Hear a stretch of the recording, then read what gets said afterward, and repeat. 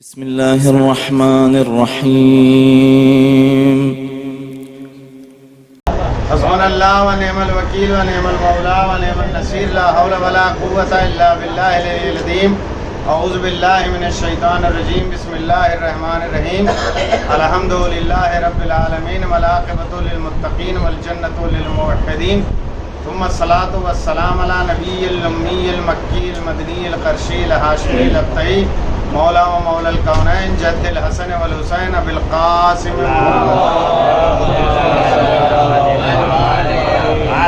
وآله الطيبين الطاهرين المعصومين المظلومين ولعنة الله على أعدائهم أجمعين من الآن إلى يوم الدين. أما بعد فقد قال الله تبارك وتعالى في كتابه المبين. بسم الله الرحمن الرحيم. ربنا هب لنا من ازواجنا وذرياتنا قرة اعین وجعلنا للمتقین اماما. درود بھیجیے.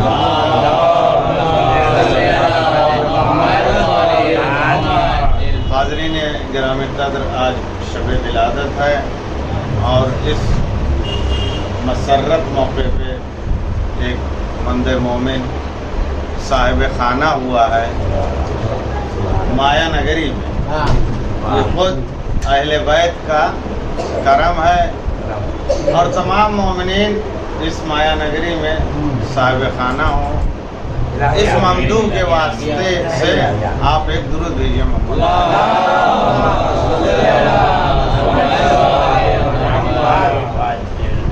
اور ساتھ میں ہم دعا گو ہیں کہ ہم ایک دوسرے کے ساتھ جو ہمارے تعلقات ہیں وہ مومن کے ہیں، زبان سے ہم دل سے رکھیں تاکہ روز جزا ایک دوسرے کی شفاعت بھی کریں اور ایک وسیع مکان وہاں پہ عنایت ہو تاکہ یہ بزم مسرت وہاں پہ بھی سجے.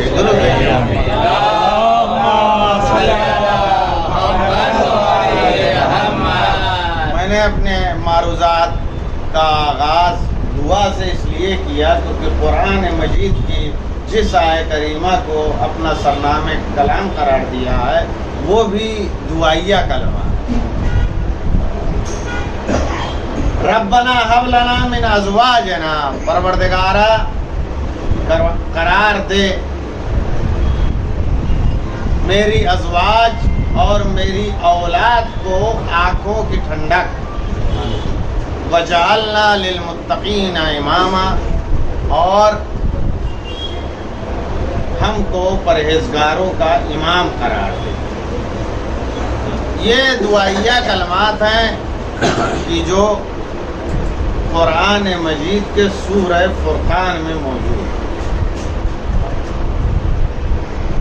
دعا کی گئی ہے کہ میری ازواج کو اور میری اولاد کو آنکھوں کی ٹھنڈک بنانا.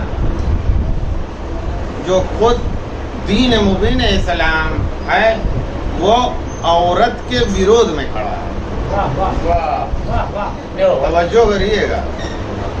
اور تاریخ شاہد ہے. دیکھیے اللہ ہے اس کے اوپر بھی نگاہ رکھیے کہ جب جناب آدم کو مستقر کر دیا تھا جنت، تو ظاہر سی بات ہے کہ اگر کچھ سرزد نہ ہوتا تو سب جنتی رہتے. یہ فیکٹ بات ہے کہ جب وہاں رکھ دیا تھا تو ہنین لگا تھا اپنا، وہاں مزہ کر رہے تھے جناب آدم. ہم لوگ بھی آدمی ہیں تو ہم بھی وہاں مزہ اٹھاتے، لطف اندوز ہوتے. لیکن اس جنت سے نکلوانے کا الزام کس کے اوپر ہے؟ اور اس جنت کے نکلوانے میں جس کے اوپر الزام ہے وہ آپ سب کو معلوم ہے کہ جناب آدم جنت سے نکل گئے، یہاں آئے دنیاوی جدوجہد میں لگے ہوئے ہیں، کھانا کھا رہے ہیں، پیٹ بھر ہی نہیں رہا ہے. وہاں تھوڑا سا کھاتے پیٹ بھر جاتا. ایک درود بھیجیے محمد.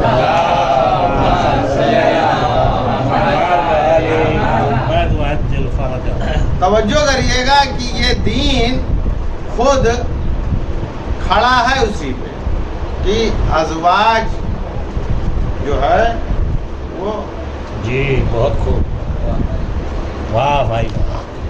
انسان کو ارتقا نہیں دے سکتی. انسان کو جب ارتقا ازواج نہیں دے سکتی ہے تو یقیناً اس کو نجات بھی نہیں دے سکتی.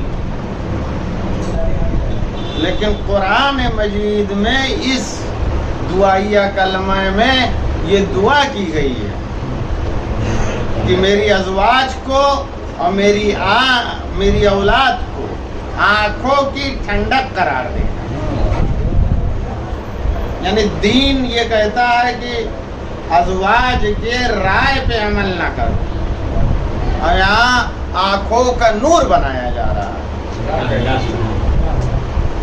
اور دعا ہے، اب دعا بھی کنڈیشنل ہوتی ہے. ہم آپ دعا کرتے ہیں، اللہ کہتا ہے اس سے 375 بندے اپنا گا رہے ہیں، گانے لگے رہے ہیں، وہ مطلب قبول ہی نہیں ہوتی ہے.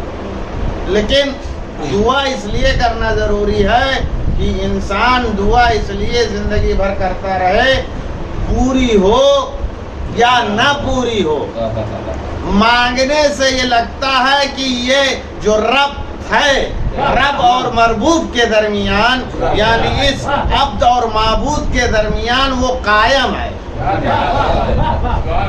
مانگتے اس لیے رہیے کہ ہم کسی کو بڑا مانتے ہیں اور وہ ذات والا صفات پروردگار کی، اس لیے مانگتے رہیے تاکہ اپنے رب سے منسلک رہیے. اب عزیزان گرامی، آپ غور کریے گا کہ اولاد اور ازواج کو آنکھوں کی ٹھنڈا، تو اس کا مطلب ہی جنرل انسان بھی نہیں ہے، اور جنرل مسلمان بھی نہیں ہے، اور جنرل مومن بھی نہیں ہے، کہ جس کے لیے دعا کی جا رہی ہے. یعنی ایک انسان کے لب سے نکلے ہوئے کلمات ہیں کہ جس کو قرآن مجید کے دامن میں جگہ دی گئی ہے. ربنا حب لنا، پروردگارا قرار دینا میری ازواج کو اور میرے اولاد کو میری آنکھوں کی ٹھنڈک. تو اس میں نہ انسان کی دعا ہے، یعنی کوئی جنرل انسان کی دعا نہیں ہے، نہ کسی جنرل مسلمان کی دعا ہے، نہ کسی جنرل مومن کی دعا ہے، بلکہ یہ خاص بندہ ہے کہ جو دعا کر رہا ہے، اور قرآن کے دامن میں اس کو جگہ دی جا رہی ہے. کیونکہ آنکھوں کا نور کون بنے گا؟ جو نورانی ہوگا وہی نور بنے گا. توجہ کریے گا کہ یہ دنیاوی نہیں صرف نہیں ہے کہ کون آنکھوں کو نور بنے گا. آنکھوں کا نور بنے گا کہ جو نورانی ہوگا. تو نورانی کون ہے؟ وہ خاندان مصطفیٰ ہے جو نورانی ہے.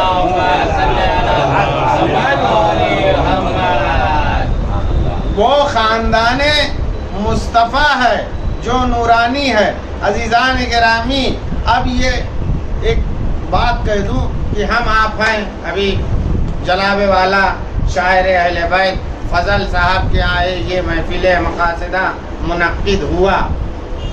اب اس کے ہم محتاج ہیں،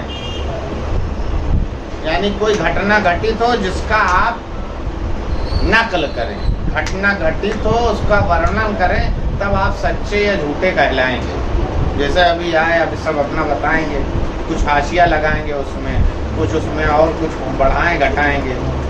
جو عین مطابق کہے گا وہ سچا رہے گا، اور جو حاشیہ لگائے گا وہ جھوٹا رہے گا.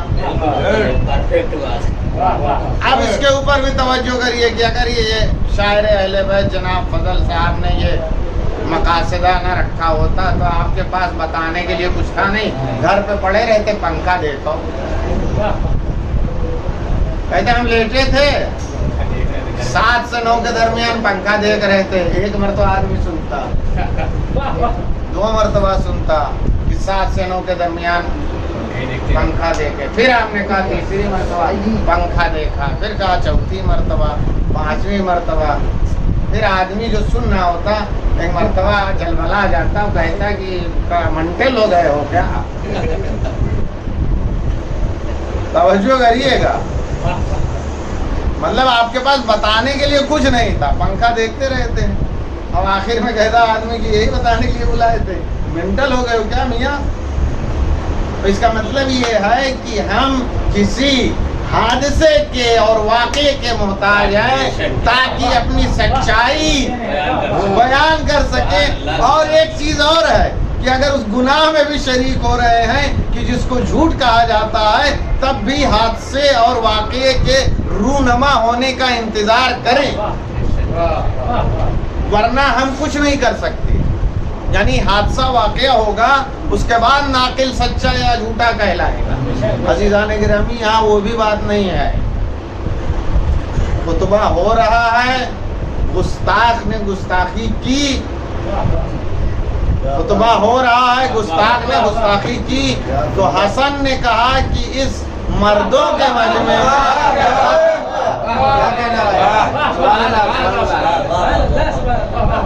مسجد میں علی ہے، گستاخ نے گستاخی کی، تو مولا نے کہا کہ یہ انسان نہیں ہے، کتا ہے۔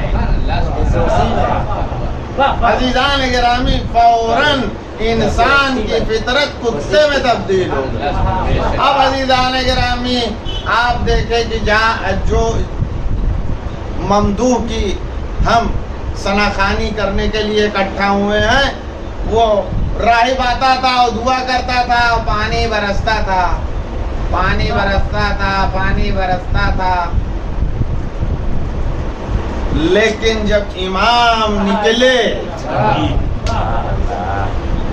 وہ آسمان کی یہ جسم کے اوپر بادل کی گھٹا نہیں تھی، اور راہب سے وہ ہڈی واپس لے لی گئی کہ جس کے وسیلے سے وہ باران رحمت نازل ہو رہی تھی۔ اب کچھ نہیں، کوئی فائدہ نہیں، لیکن جب امام آئے اور آنے کے بعد جیسے ہی اپنے ہاتھوں کو اٹھایا، وہ آسمان کی جس پر بغیر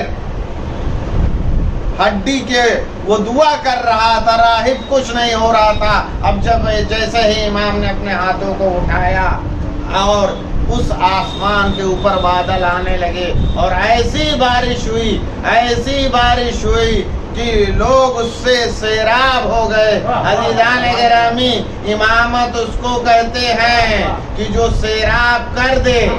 توجہ کریے گا، بارش ہوئی، اتنی بھی نہیں ہوئی کہ طوفان نوح کی طریقے سے بارش آوے اور انسان کو غرق آب کر دے۔ امامت اس ذات والا صفات کا نام ہے کہ جو مزاج بشریت کے مطابق عطا کرتا ہے۔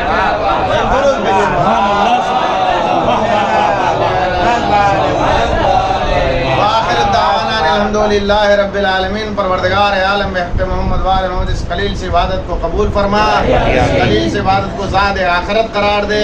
پروردگار عالم بحق محمد وآل محمد حاضرین اور صاحب خانہ کی دلی حاجات مستجاب فرما، تمام مشکلات رفع فرما، ان کے رزق میں خیر و برکت عنایت فرما، تمام دنیاوی اور آسمانی بلاؤں سے محفوظ فرما۔ پروردگار عالم بحق محمد وآل محمد صاحب خانہ کے لیے اس گھر کو رحمت و برکت نازل فرما۔ پروردگار عالم بحق محمد وآل محمد حاضرین اور بانیان کی دلی حاجات مستجاب فرما، تمام مشکلات رفع فرما، ان کے رزق میں خیر و برکت عنایت فرما۔ پروردگار عالم بحق محمد وآل محمد امام زمانہ کے ظہور میں تاجیل فرما، حضرت کے اعمال و انصار میں شمار فرما، حضرت کو ان سے راضی اور خوشنود فرما۔ اللہم تقبل منا انک انت السمیع العلیم السمیع الدعاء، ما شاء اللہ ولا حول ولا قوة الا باللہ العلی العظیم۔ سبحان ربک رب العزۃ عما یصفون وسلام علی المرسلین والحمد للہ رب العالمین۔ اللهم صل على محمد وآل محمد